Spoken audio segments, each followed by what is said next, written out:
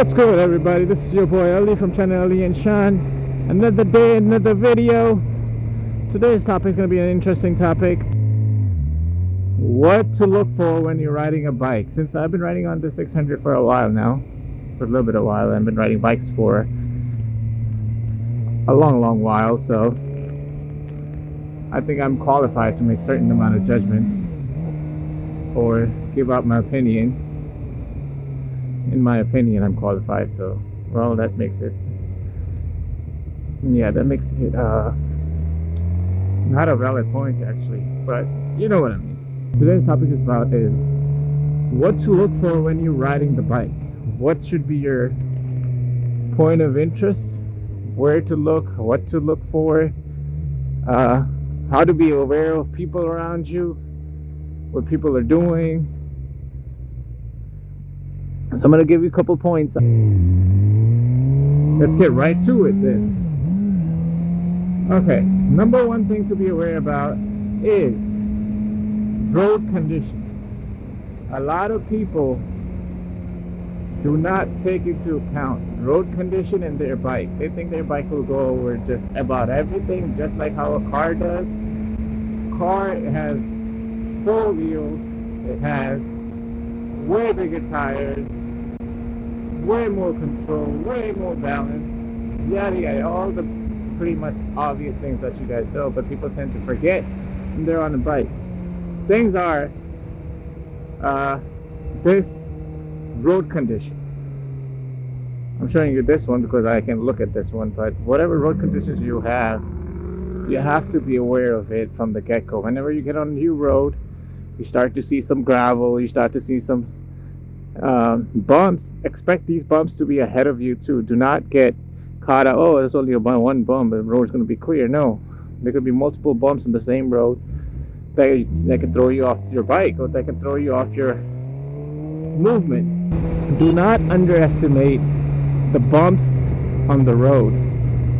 That's like, in a car it's way more forgiving than in a bike. In a bike you feel almost everything, depending on which bike you have as well. I'm sure different bikes have different shock conditions, obviously, but more than likely you're gonna feel it. See, I did that mistake, I left my indicator on, but you're gonna feel it.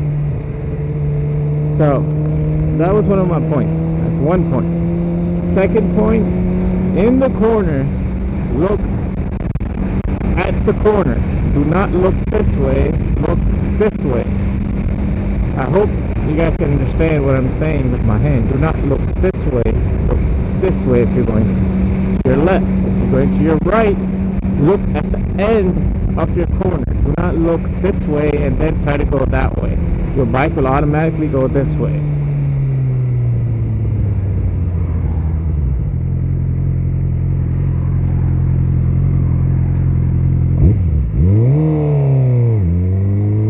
That's number one thing that I have personally tested in myself as well, that if you take MSF course, that I have tested in myself as well, that if I'm looking at straight right now and I don't look at the corner, no matter how much I go this way, my bike will keep going straight. I have to look this way. I'm looking left now, so I can see myself going left. Now I'm going right. I'm going to look at the right corner, and I'm going to keep going right. I hope this is all making sense. People have different ways of explaining this, and I learned it my way. Everybody learns differently, so that's why I'm kind of sort of repeating these things, because there's always somebody who doesn't understand someone else's explanation. Hopefully somebody can understand mine, and it can help them. So that's another one thing. When you're going around the corner, look at the corner, not where the corner is. Look at where you're going, not where you are or where you gotta look at where you will be. So that's the second point. Third point I want to talk about is the self-inflicted wounds. What do I mean by that?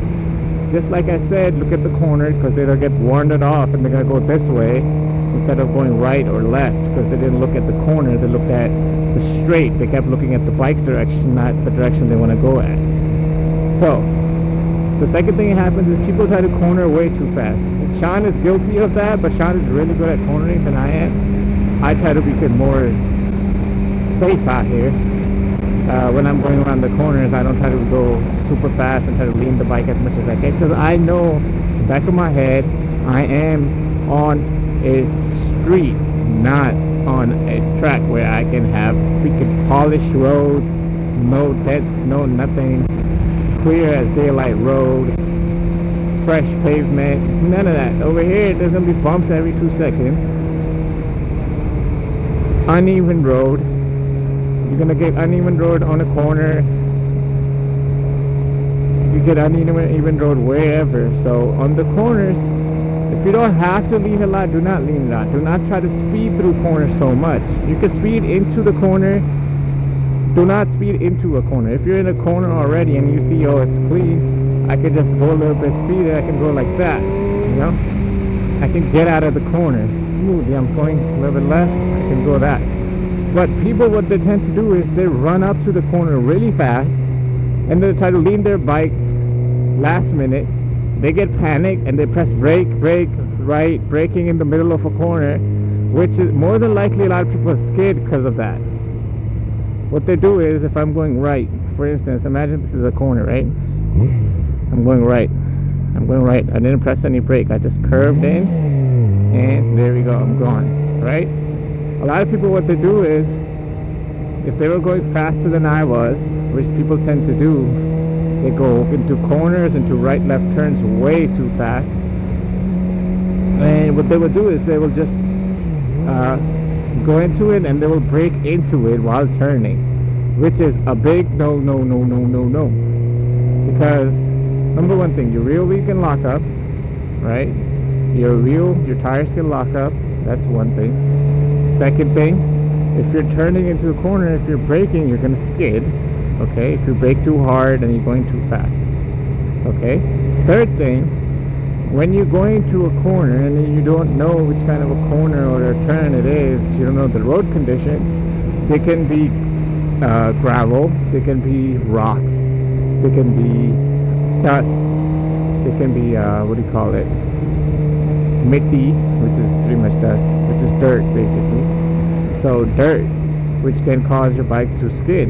So if you're not aware of the corners, if you're not aware of that road, if you're not aware, not used to this area or whatever area you live in, do not try to be a street Rossi, you know. Be smooth. Fourth thing, I don't know which thing I'm at right now, but this point is about comfort of riding. That goes in cars, that goes in anything and everything that you ever do pretty much. Other than educational stuff, that's a different topic for another day. But my dad once told me, he instilled in me was that this, whenever you're riding a car or a bike or whatever you're on, do not try to race any and everybody. You know how sometimes people get on the road and they're going straight and you see another car, oh, it's going fast, so you try to go fast too, and then you guys go back and forth or whatnot. Especially on bikes, people tend to do that a lot. You know, they see someone on the highway, this guy's gonna go fast and the other guy's trying to go fast, and the next thing you know, they're just going zoom, zoom, zoom, zoom. Albeit, if you're an expert, you're an expert. It's your life. It's none of my business. It's your business. Whatever you do, you decide to do. That's your choice. But always ride at your comfort level. Okay? Whatever you're comfortable in, whatever speed you're comfortable in, you should go in that. Follow the speed limit, but you should be comfortable in your riding expertise. Do not try to be a person that you're not. If you're not a fast rider, do not be a fast rider. Do not go out of your comfort zone. If you feel like you're comfortable riding in this position, somebody passes you, a car comes behind you coming too fast, and it makes you wanna, oh, I wanna go, freaking it's pissing me off, you know, he's tailgating me, I wanna ride, I'm gonna go fast, and be like, piss him off. No, just go move to the side, let the car go, you know.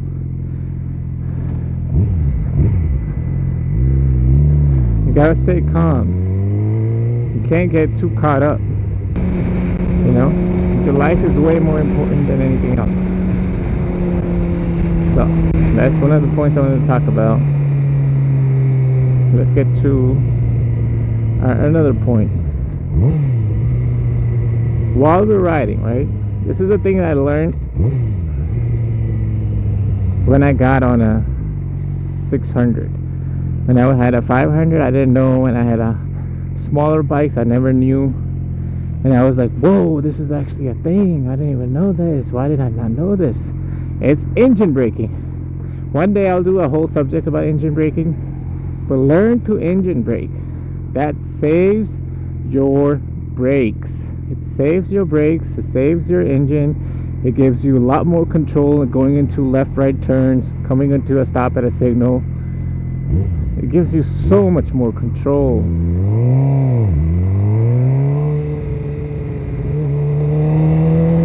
So, with that being said, I'm not 100% an expert at engine braking. I'm learning as I'm telling you guys this. I've been learning since I got the 600. I've been learning on this bike how to do engine braking. And sometimes I do it, sometimes I don't, sometimes I forget. And I've realized since I've been so caught up in doing engine braking that when I don't do engine braking, I just feel so regretful. Like it's such an unsatisfying thing when you don't do engine braking and you have to brake hard to stop at a freaking light, you know, or when you have to go into a turn and you have to brake hard and then turn. It just feels so not satisfying, and you could tell how much wear and tear you're putting on your bike when you're doing that. So I encourage everybody to learn how to do engine braking. No matter what bike you have to learn to do engine braking. It will go a long, long way for you. I'm in my third gear. Clutch in, lift the throttle, let go.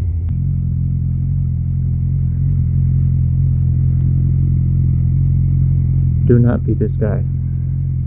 Never be this guy. So this is where my voice cut off. For some reason my recording stopped. My camera recording kept going, but my audio recording stopped. So this is why I'm doing a voiceover. But nonetheless, as you can see, this guy is wearing shoes with his shoelaces open. He's wearing a tank top. He's wearing cargo shorts. He's wearing only just a helmet, which is open face helmet. There's absolutely nothing in front of his face. As far as I know, I'm not too sure about that one, but he's jamming to music. Which is fine. But other than that, I'm not digging his gears, because he's absolutely wearing no gear whatsoever, no protection whatsoever, even though he's riding a scooter. But still, riders are riders. But nonetheless, people have their own choices. With that being said, this concludes today's video. I hope you guys liked this video. You guys enjoyed the video.